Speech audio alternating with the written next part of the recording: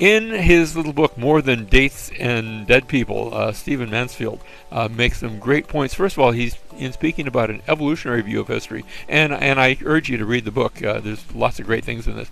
He says that an evolutionary view of history, and he's not espousing it, he's just explaining what that view is. He says the evolutionist says that everything happens by chance.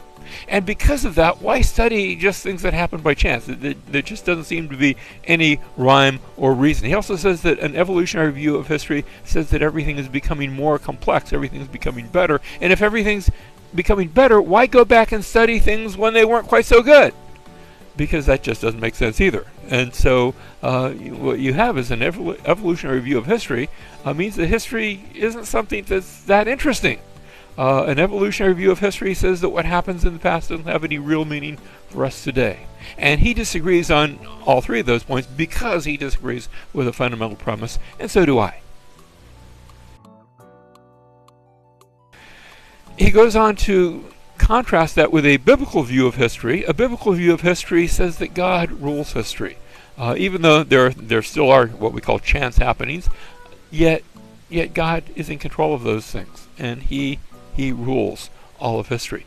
That God orchestrates history according to how He wants it to end, and that means there's a goal to history. History is going somewhere, and God's involved in bringing about His desired plan, His desired end. Ephesians chapter 1 talks about God who works all things after the counsel of His will.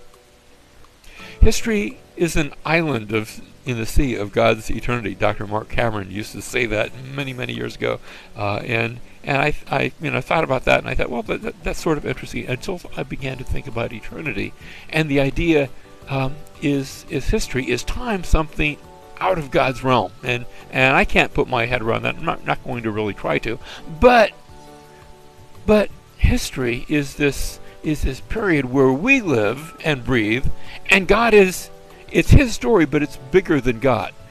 That is, God is bigger than history. But it's His story, and it's the story that He has designed. History also is a battleground between two spiritual kingdoms. There's a war going on, and it's not just the wars that we study when we're studying history and civilization, but there's a bigger conflict that's going on, and it's a conflict between light and darkness, and between God and that which is against God. And of course, we know that He's going to win the battle. Indeed, in a major way, He has already won the battle.